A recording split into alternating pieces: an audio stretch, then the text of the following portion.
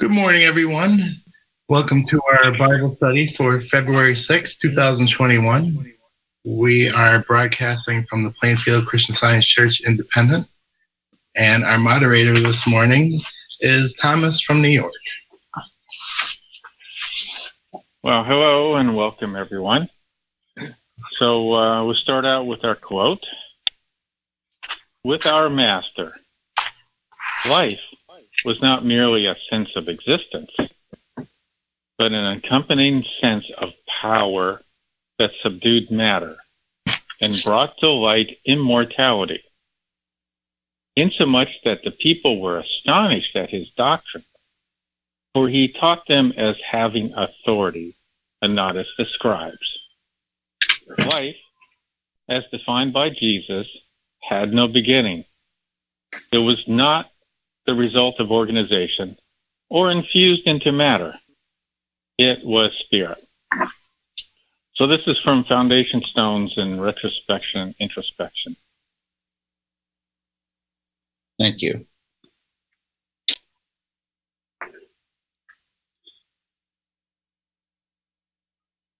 Any thoughts on that? Well, I like that, what it says about life is not merely a sense of existence. Because before coming here, it did just seem as though I was existing, and that was it. So to learn that there's more than that has been wonderful.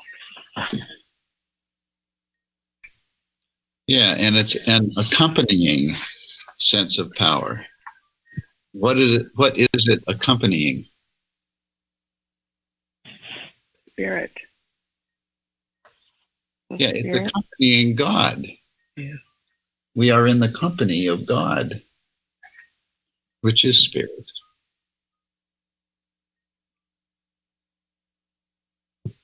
And if we recognize that, we also will speak as having authority, not as the scribes.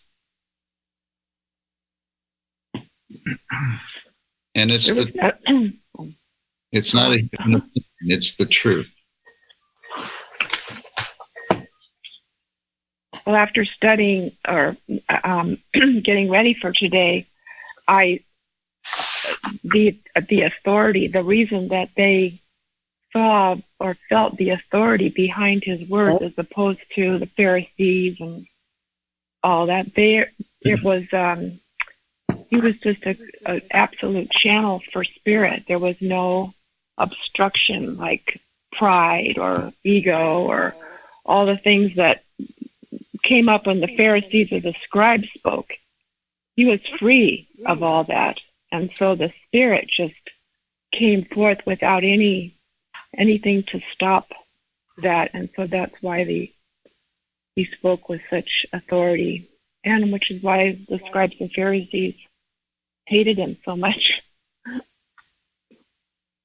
Yeah, and from where did he get the authority? God. From only God. And where does any of us get our authority to do anything? From God. Exactly. Yeah, you hear so much in this world about people that willfully put forth their ideas and preferences and willfully try to be authoritative. And it almost always ends up in something bad happening. But here is Jesus showing us the way. And the city spoke with authority. People obviously felt something, felt the power through him. Some liked it, some felt offended by it. But it just goes to show, which side are we on? If we're, like I said before, willfully trying to put forth our side, or are we just committed to our Heavenly Father, God, and trusting that, He is the good. He is the source of all good. And we want to be in compliance with that. But I read it can't be contradicted or resisted. That authority. Yeah.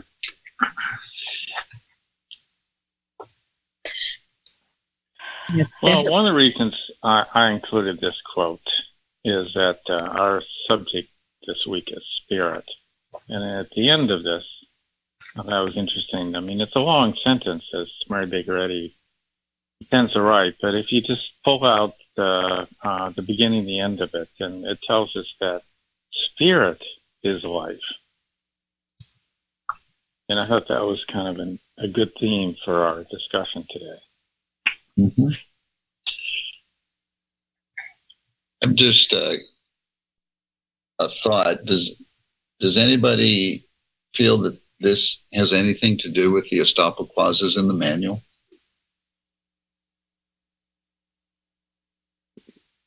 Yeah, because it was with the authority of God that they were written, and they just did anything that would, or anybody that would have any pride. Again, would upset those in charge, or thought they were in charge of not being obedient. And I mean, And who who authorizes teachers or practitioners God. or lecturers? Well, it should be God.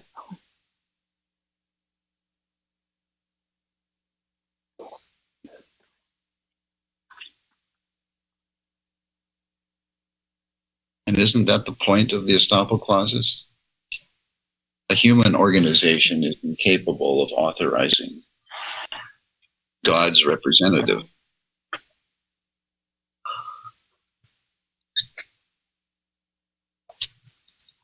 Well, this seems coincidental to me because I didn't tie in Bible study this week with the book I'm reading, but it does seem more coincidental.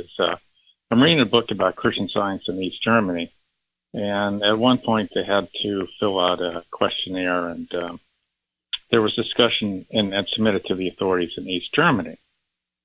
For those who are not aware, I'm sure most people are, but just in case, I mean, East Germany was separated from West Germany, and the communists controlled that for several decades. But so when they submitted that back at the Mother Church, they were very unhappy because they had not reviewed the responses to the questions. They felt it was up to them to have the authority to review those responses that were submitted to the East German authorities. And then later, they had a special position for someone in Berlin who worked with the Christian Scientists in East Germany. And they decided at one point that, well, they don't really need this position anymore. So they told him that he was no longer in that role. And then they said, oh, but now what do we do? Because they had known to take over his work. Which really looks to me like they really don't know what they're doing.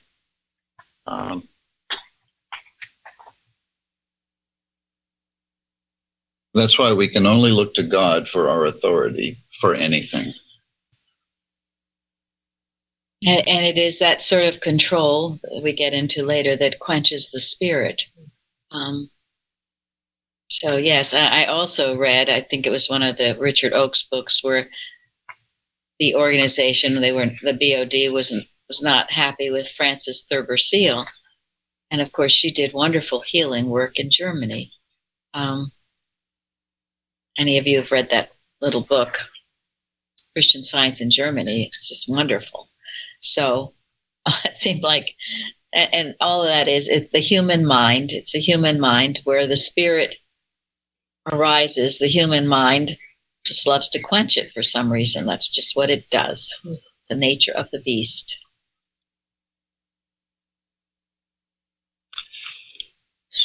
That's also what happened in Plainfield when they were doing wonderful healing work. The Boston wasn't happy with that. Thank you. That's right. That's right. Exactly right. But spirit is God. And it has all the power. And if we recognize that and stick with it, we experience it.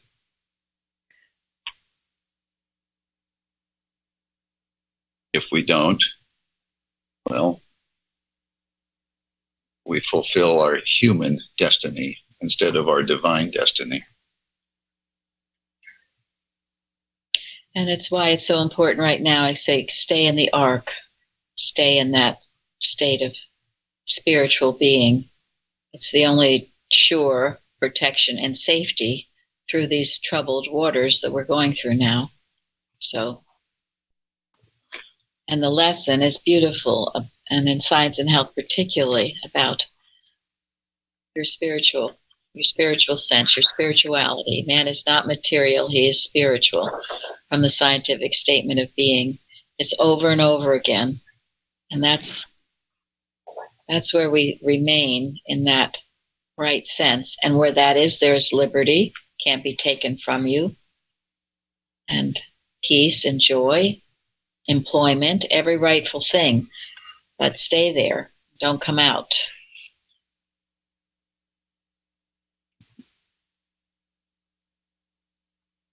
And those that of you that are experiencing those things. Thank God.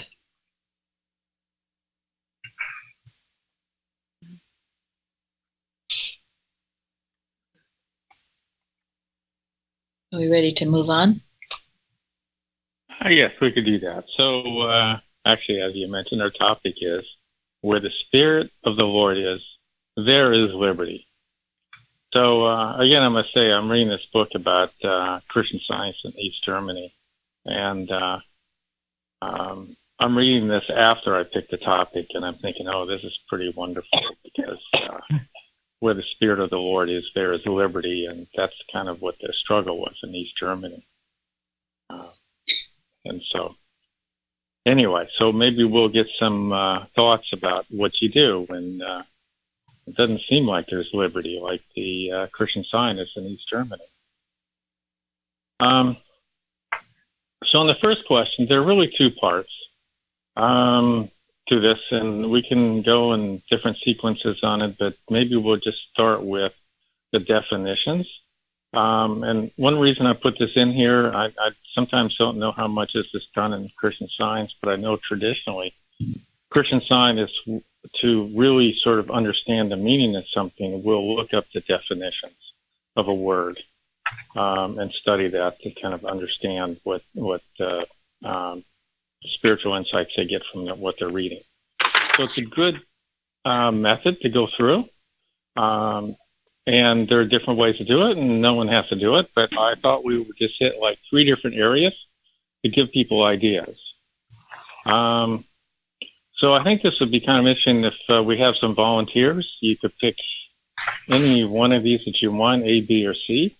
But maybe we start with A, and if someone, I can do this if no one doesn't have this handy, but like, what is the definition of enumi, just in Strong's Greek? And to put this in context, your question is, what does quench not the spirit mean, right? Correct.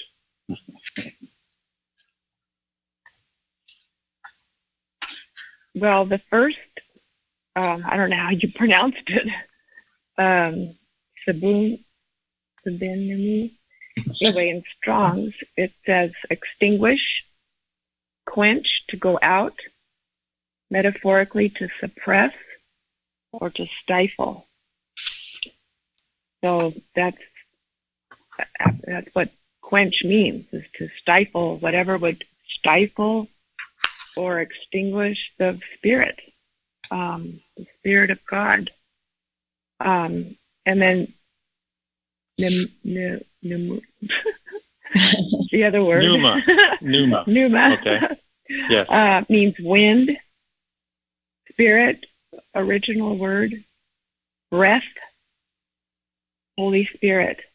That word also, breath, the breath of the Almighty. That's the breath of the Almighty. But anyway, those are the 2 words. I mean, and also because of you did this, Thomas, I didn't know I could do this on the Bible Hub. I mean, I have a Strong's Concordance, but I didn't realize I could do this on Bible Hub. So I appreciate all that I'm learning through these Bible studies. But oh, great. Can you explain how you did that in Bible Hub?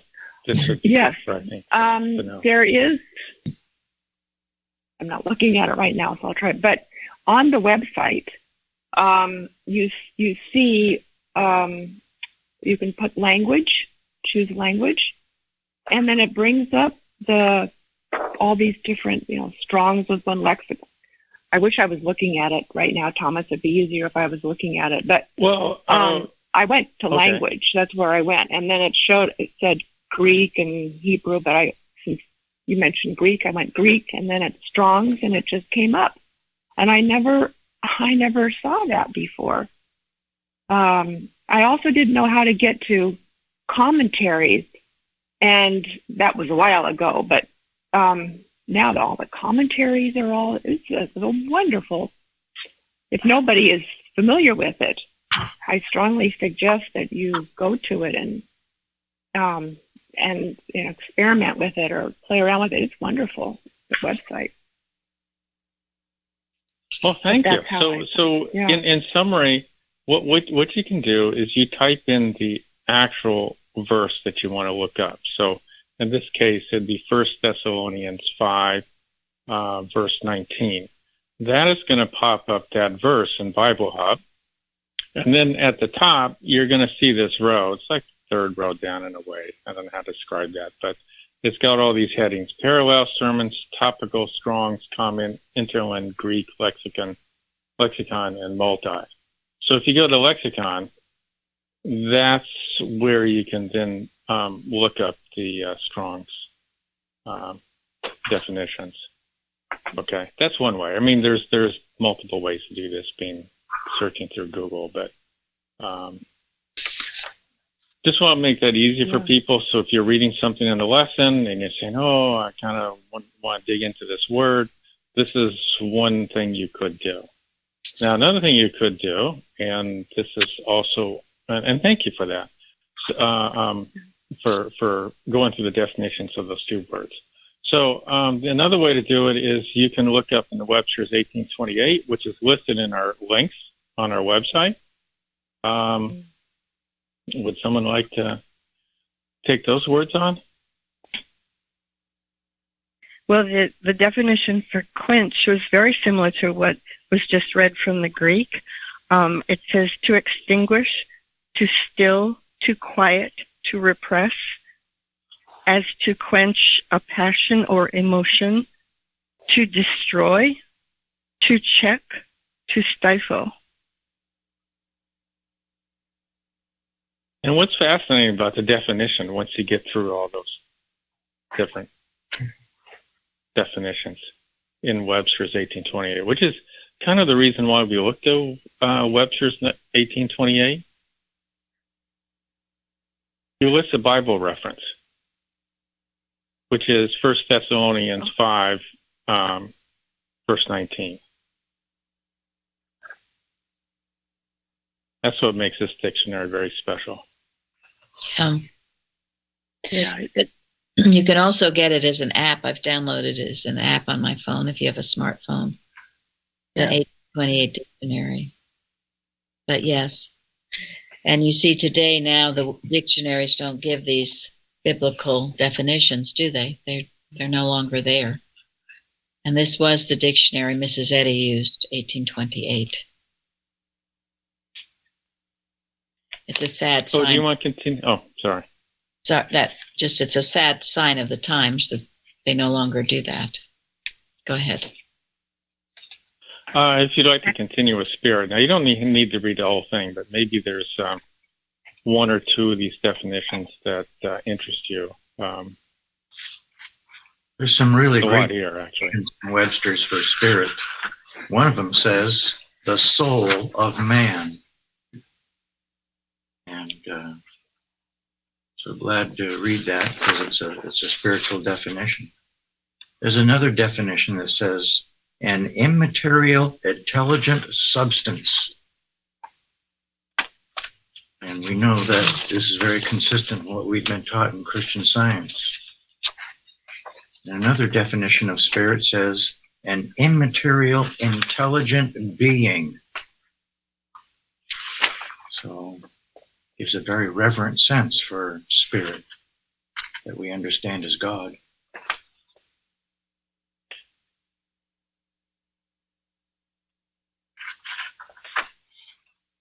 Further down the list, it says essential qualities.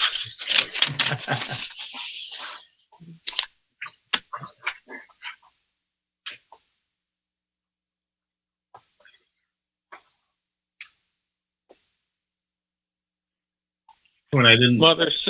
Go ahead. now, but the almost down at the bottom of the list, it says the renewed nature of man.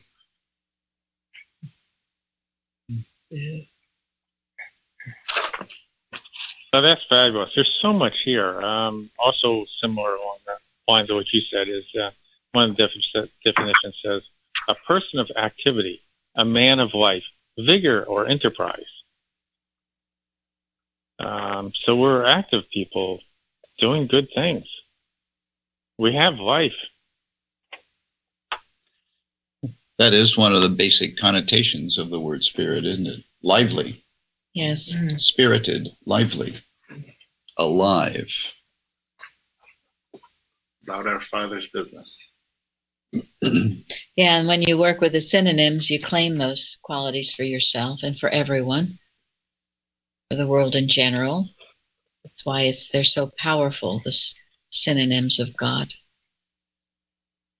When you're feeling not so active or spirited, turn to this. It'll break any lethargy.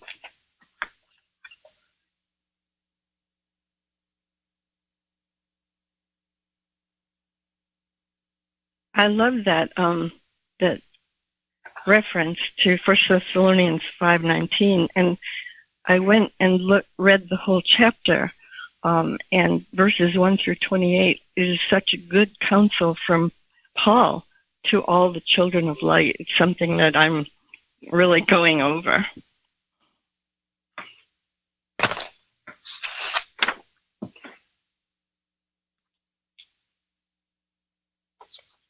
I also like the definition of spirit where it says something eminently pure and refined. Yes.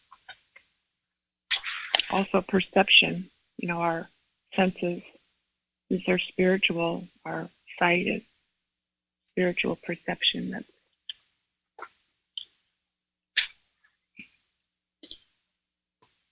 So what does it mean to quench the spirit?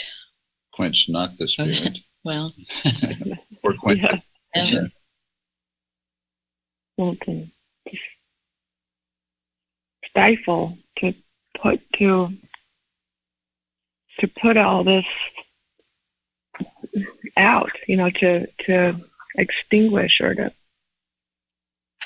to not let it. It's already there. We're putting it out, or we're not stirring it up. We're not holding these uppermost in our thought. We're allowing the material sense of things to come in and stifle. That's the word. Thank you. Yes. One of the commentaries added another word of enthusiasm for spirit, and it was quench. And I thought, well, don't quench your enthusiasm for the things of God, and don't quench the enthusiasm of anybody else either. Yeah, I was thinking, don't rain on God's parade by being negative or willful or any of those other ugly traits.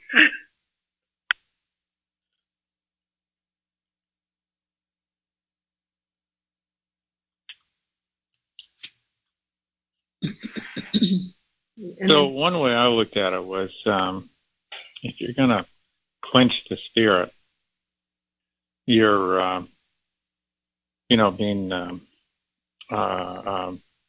opposition to God or rejecting God. And you don't want to oppose God or reject God, so you want to quench that. The spirit is life. So let's not extinguish our life, which is from God. Which is God. And can God be quenched? No. So we're not talking about quenching God. We're talking about our relationship with God. We're talking about what is in our own consciousness, aren't we? And how do we hear God? How do we know God? Spiritual sense. We have a spiritual sense that connects us, that cannot be disconnected. However, we can disobey it, can't we? We can try to override it with material sense, human will, as has been said. So we're never going to quench God, but we can harm ourselves by disobeying God.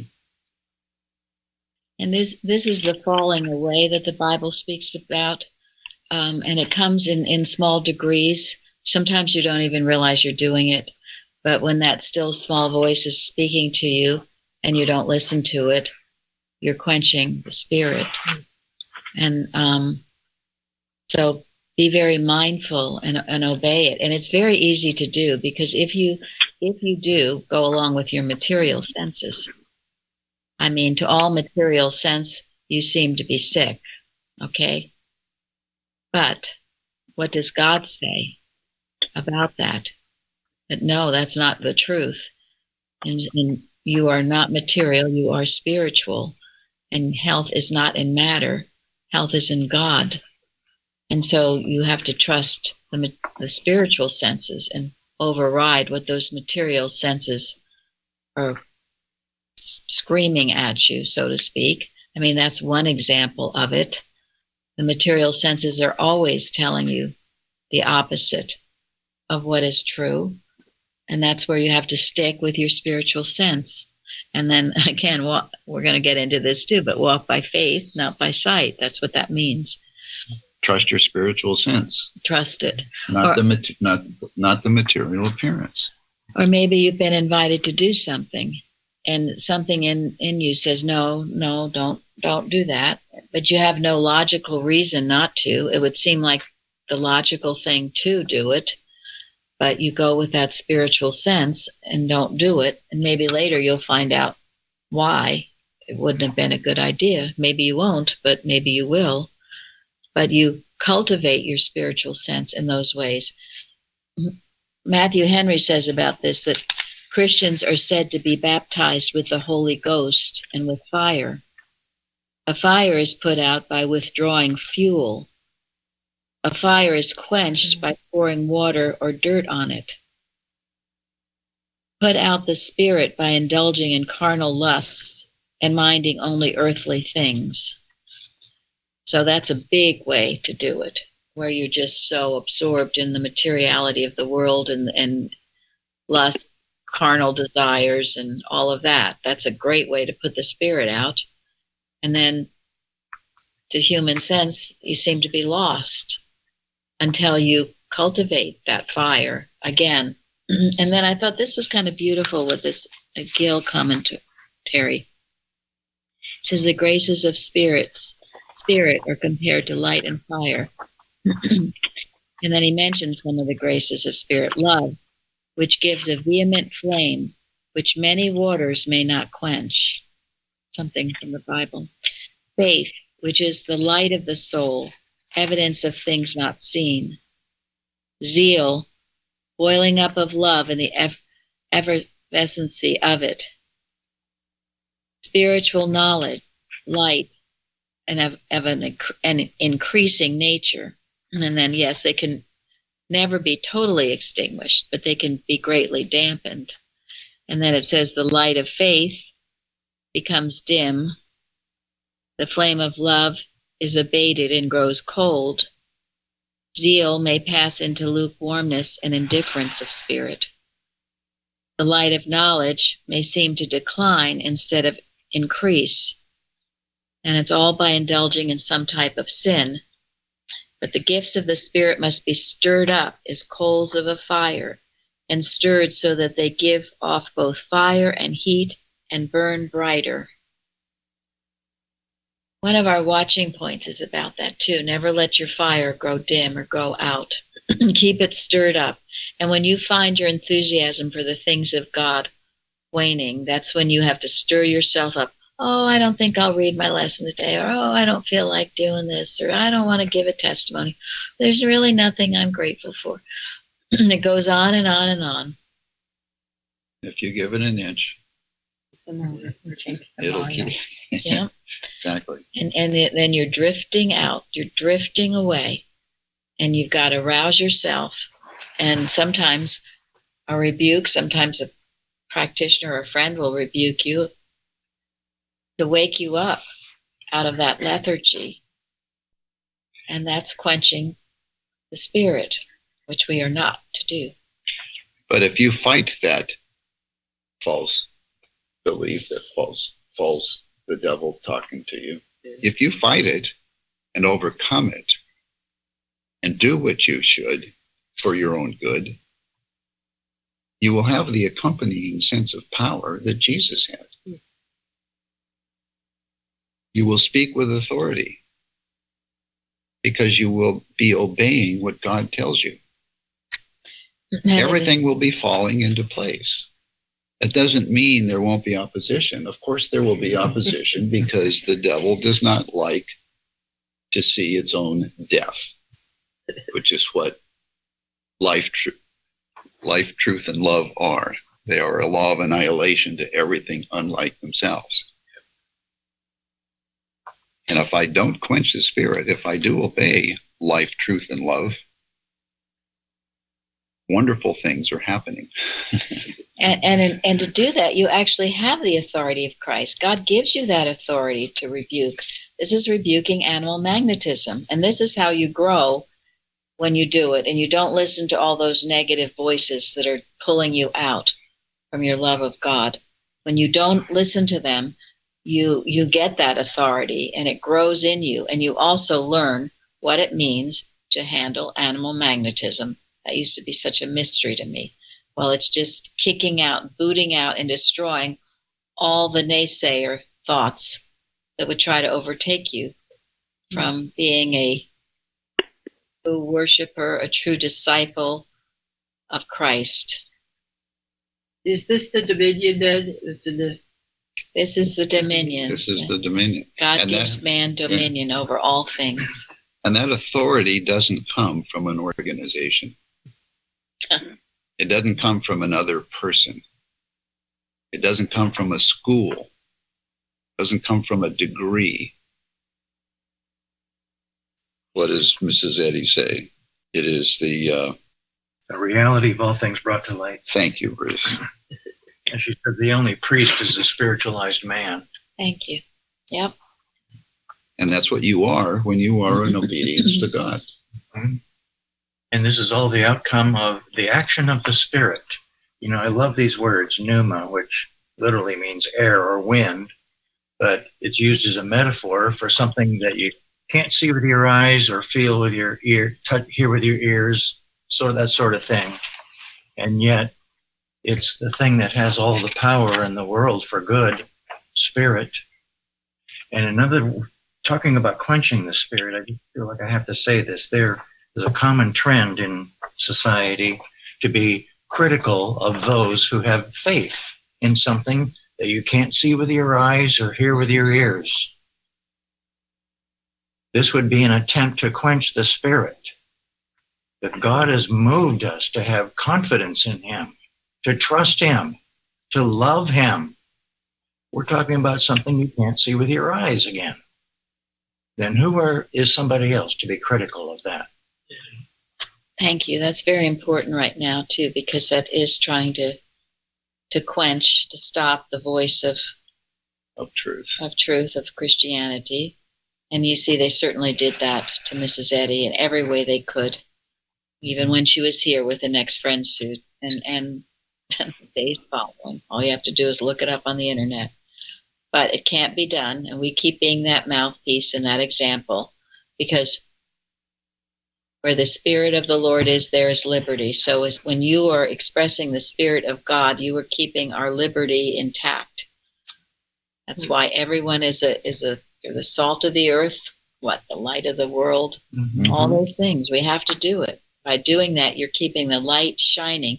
Where the light shines, the darkness cannot come. Doesn't matter how it might roar and rage and carry on. It gets near the light and it goes.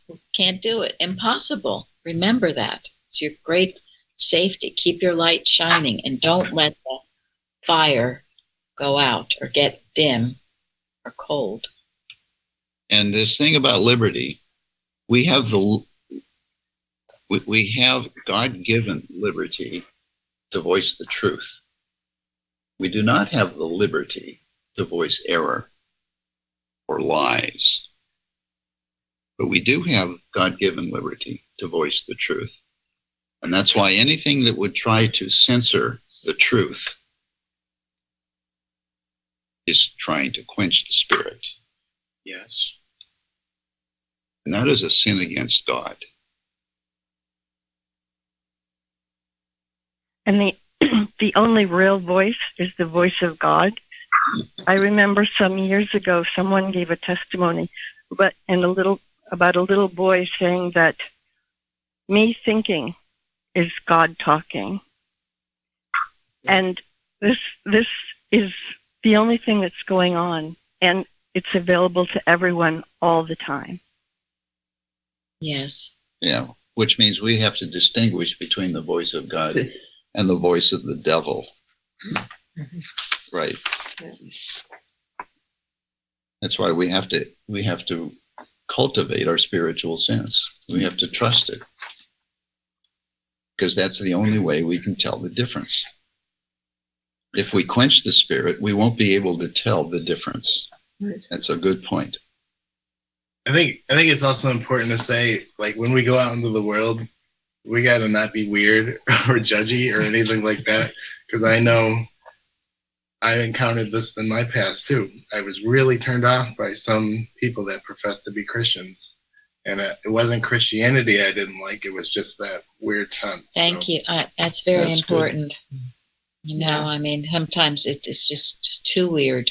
And Christian Scientists can be the weirdest of all if they're not careful with the quoting absolute statements or doing really stupid things that are no common sense.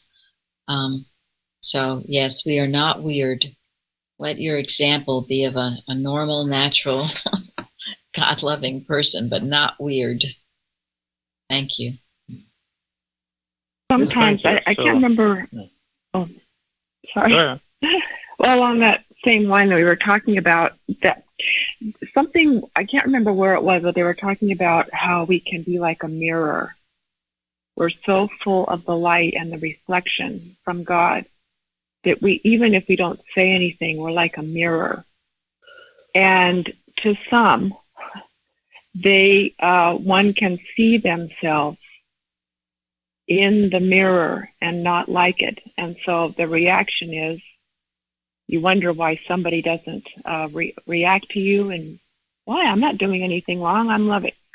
But they're seeing something about themselves that has come up just because your thought is pure and you're seeing God and in everything and everyone, and yet it's a repulsion to those who sometimes it comes up in their thought, which is the same thing that happened with the Pharisees and those around Jesus. And he didn't really have to say anything sometimes. It was just his presence alone that made others feel uncomfortable. So I didn't know that. I mean, I learned that a long time ago, but I wondered why even church members sometimes would not treat me like I'm doing.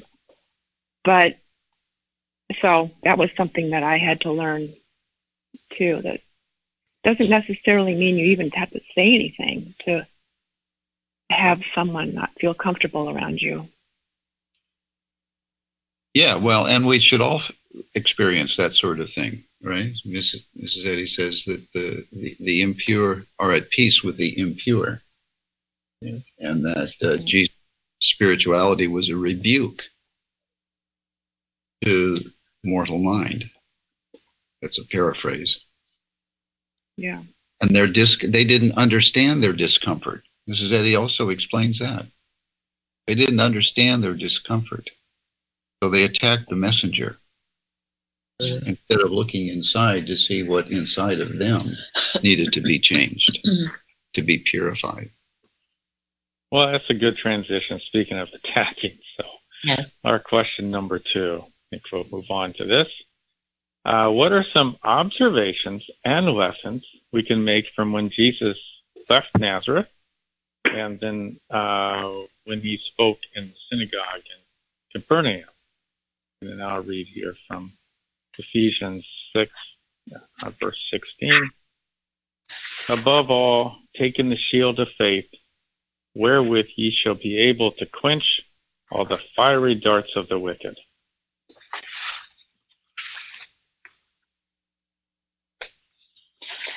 In the synagogue, he brought out a rage in some people.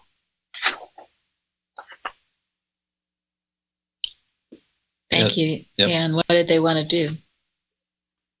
Throw him down the hill. Kill him. Thomas sent me a picture of that hill. It was pretty formidable hill.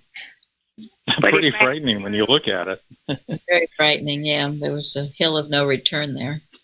Huh.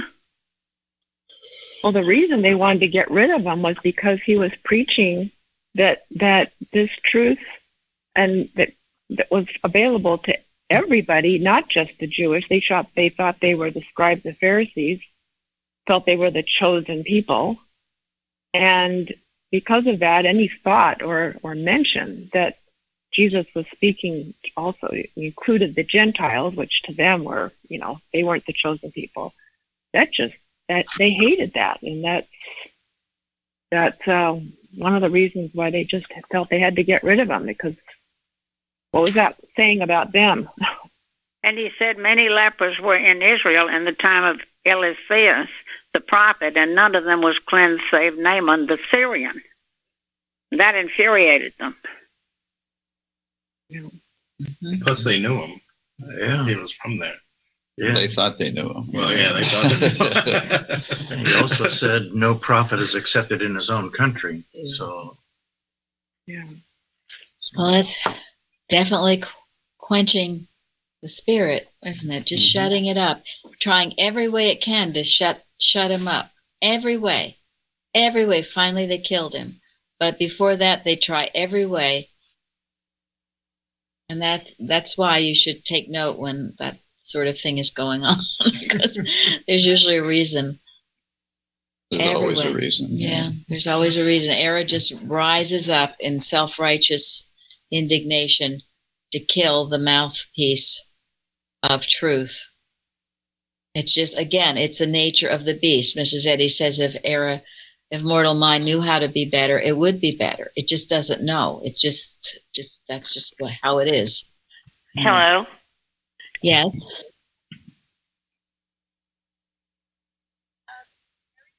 So what happened to Jesus? He went through the midst. He walked away. Yes, he Yeah, did. he escaped. He escaped, as will always happen. Those who are in the spirit. Was Uta trying to say? I think so. It's very quiet though. Give it to. Yeah, I don't know how to get the speaker off.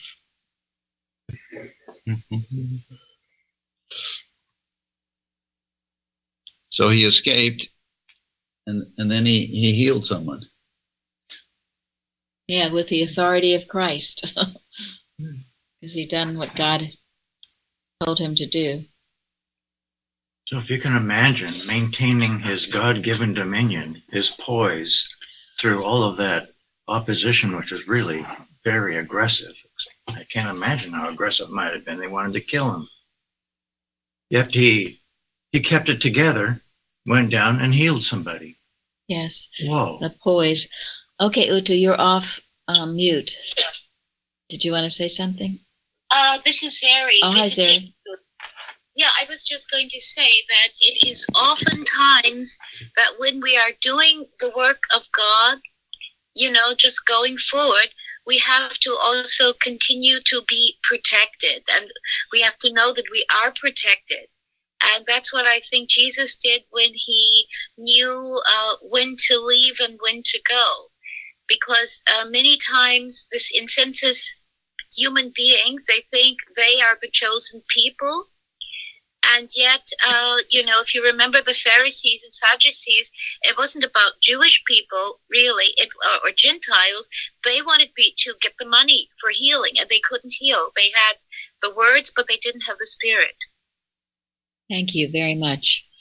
Yeah, and this idea of special people or Aryan race or whatever, however it comes, is a big flag of the human mind again. It's a big no-no. Because God created us all equally, didn't he? He loves all of us equally.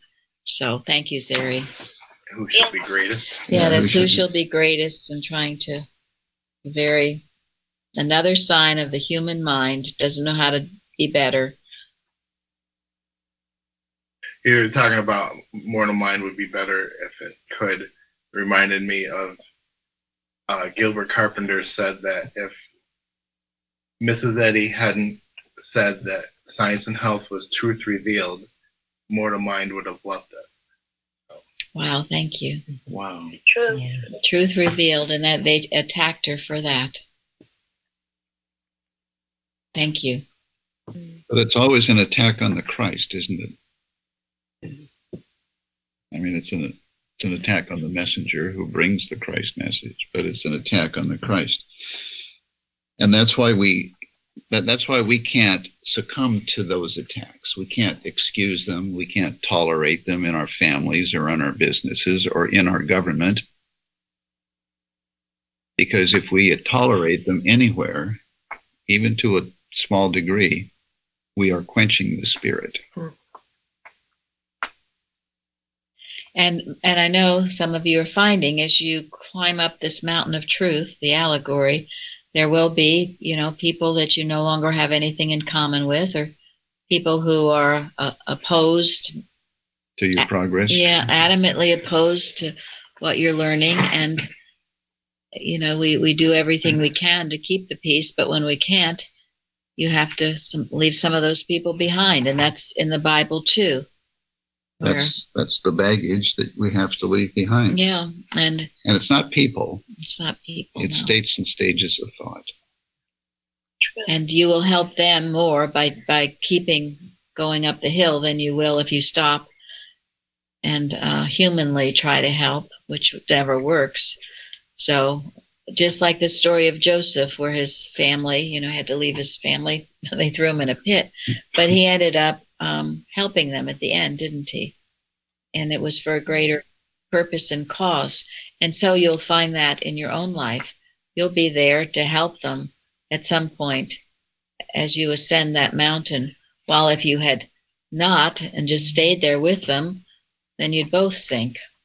So it's just part of the growing in this truth. Sometimes it seems like a more uncomfortable part, but actually, as those of you who have tried, gets very, very uncomfortable trying the other way when you're trying to, make peace or get along with people who are vehemently opposing you, and where you get to the point you have really nothing meaningful in common with them. Some of you know this. Martha Wilcox puts in the article or chapter Millennium about free thought, and to me this is like it's your right to have these thoughts, and think with God. And the first thing that caught my eyes, she wrote, anything that threatens free thought is dangerous, and we should demonstrate its nothingness. And then she also has another part in there right before that she writes, quote, to a Christian scientist, the millennium will be the state of his own consciousness. It will be his freedom to think without constraint from so-called mortal mind, for our thought is constrained just as long as the divine power is lacking. When we are free to think divinely without the constraint of mortal mind, then we are free to act divinely. without constraint, then we can walk over the waves, calm the storm, and feed the multitude if need be. End quote. Thank you. Yeah, I recommended, I think it was last week, for people to read that chapter, because as all this tumultuous stuff is happening, we as scientists should be praying to bring in that millennium, the reign of Christ. And it happens individually, of course, first to ourselves, and then it comes to others. But as we pray and work in this way, we can help usher it in. Because other people are trying to usher in something else. The reign of false systems, materia medica, all of this constraints and rules and dictatorships, and billionaire club, all this money, rich people thinking they can rule. No, they can't rule. Only Christ rules. So we need to be very busy in this work, because others certainly are in the other direction. Working day and night. Working day and night, as Mrs. Eddy says in her 4th of July address. We must doff our lavender kid zeal and become consecrated warriors. And that's why we wake up at night and pray. And that's why you wake up at night, those of you who do, and many of you are. Right. Or you can't sleep because you need to. Years ago, Mr. Evans described what lavender kid meant, and it was actually very timid and weak. So we need to, even though the word zeal is attached to it, it's not a timid, weak zeal.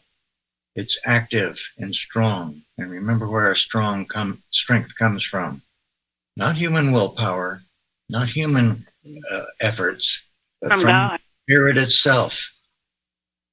The Spirit itself is strength. Okay, Thomas. How we doing, Tom? We're doing great. So I'm really enjoying this discussion. And I'm learning a lot, so I hope others are too. So going on to question 3, what can we learn from this week's lesson, and how to walk by faith, not by sight?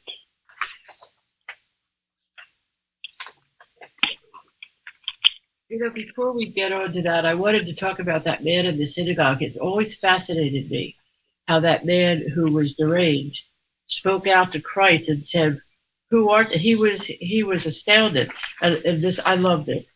But this is from the Geneva Study Bible, saying, "Let us alone. What have we to do with thee?" And then Christ astonishes not only men, be they ever so stupid, but even the demons as well, whether or not they want it to be. That's great. Mm-hmm. It's interesting because how error knows when the Christ is around. And that's why when, you react to someone who is in the Christ, that's the error in you reacting. Now, leave me alone. Don't address my error. Get away from me.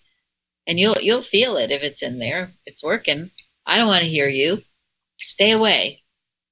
And if you feel it, look inside and ask God, purify my heart. Don't attack the messenger, because that's the first that's the first impulse, is to attack the messenger. Well, the world teaches you to identify with that error, and as though that is you. And if you lose it, what else are you? Right, So, right. It's like, if your pride gets hurt, well, good. Get rid of your pride. Okay. Walk by faith, not by sight.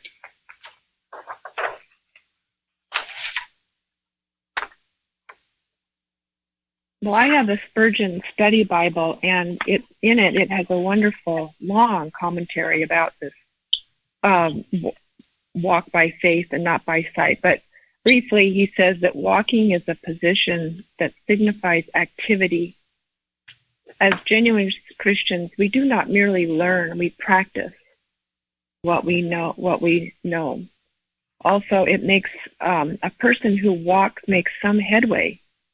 True believers are always making advances. We are to be going from faith in its beginnings to faith in its perfections, waxing stronger and stronger. There is a progress to be made in every Christian grace. And then it says, walking by faith and walking by sight. We naturally walk by sight, but any child or fool can walk by sight. There is something exceedingly ignorant about believing only what can be seen. Even in common life, the eyes cannot see 9 out of 10 things that are the most wonderful. And this is most decidedly the case with regard to spiritual things. Walking by sight is just this. I believe in myself. Whereas walking by faith is this. I believe in God. Thank you. That's great. That's very good. Yeah. That's a good sum up of it. Yeah. In the Gill commentary, he says, faith is a grace which answers many useful purposes. It is the eye of the soul by which it looks to Christ for righteousness, peace, pardon, life, and salvation. The hand by which it receives him, and the foot which goes to him and walks in him, as he has received him. The single act of faith, it's not a single act of faith, but a continued course of believing, and it is not weak, but strong and steady. And I read somewhere recently, too, that we are born with faith. It's something that we do have innately in us. But again, we quench it probably. That can't be so, because that's not what my eyes are telling me. Well, we are educated. The schools educate us to quench that, don't they? So be aware of your faith. Beware of your faith. Mrs. Eddy, what does she say? Why is it odd that we have more faith in evil than in good? More faith in sickness than in health? Why is that? Let's reverse that and have our faith in the things of God. And you get faith by exercising faith. And then by being grateful when you see things that you were faithful to come about, and thank God for it. Because it will come about. It has to come about because God reigns supreme.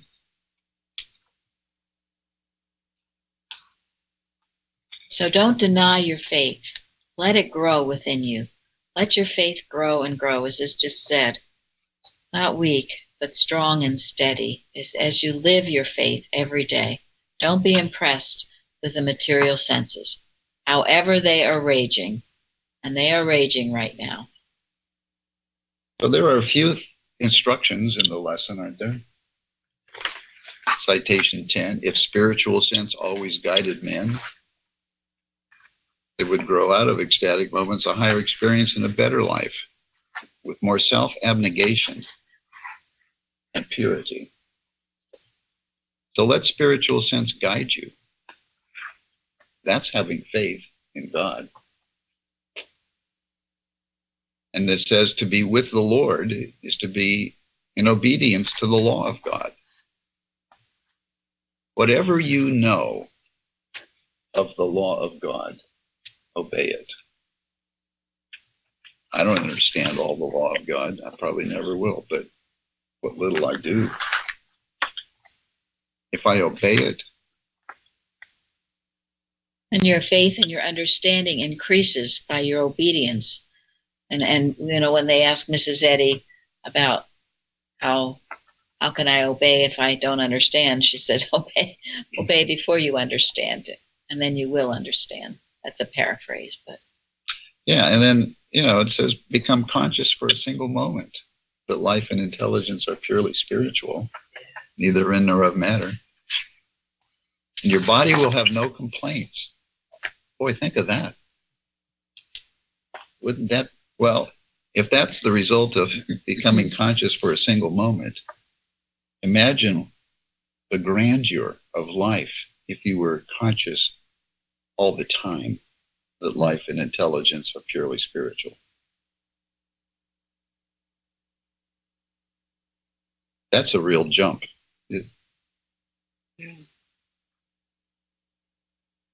But what a great objective. The word walk reminded me of this from page 79 and retrospection and introspection. She says, the signs for the wayfarer and divine science lie in meekness and unselfish motives and acts, and shuffling off scholastic rhetoric, and ridding the thought of effete doctrines, and the purifications of the affections and desires.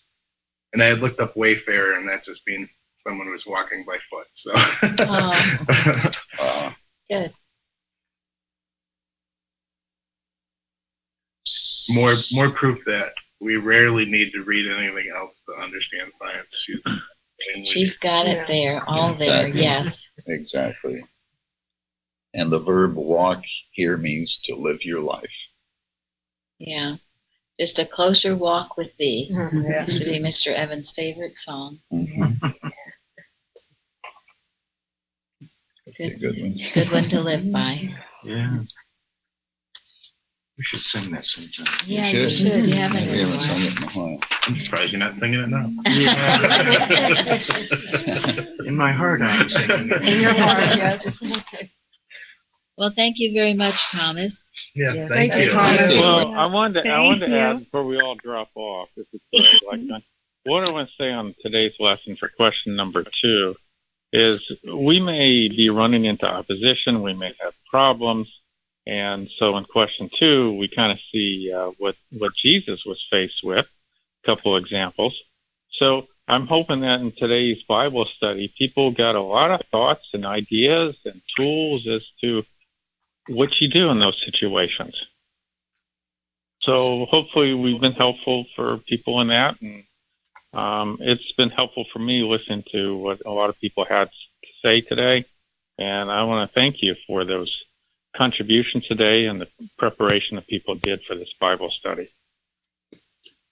Well, thank you, Excellent. Thomas. Thank Thank you, Tom. Thank you, Tom. Thank you. Thank you. Thank you.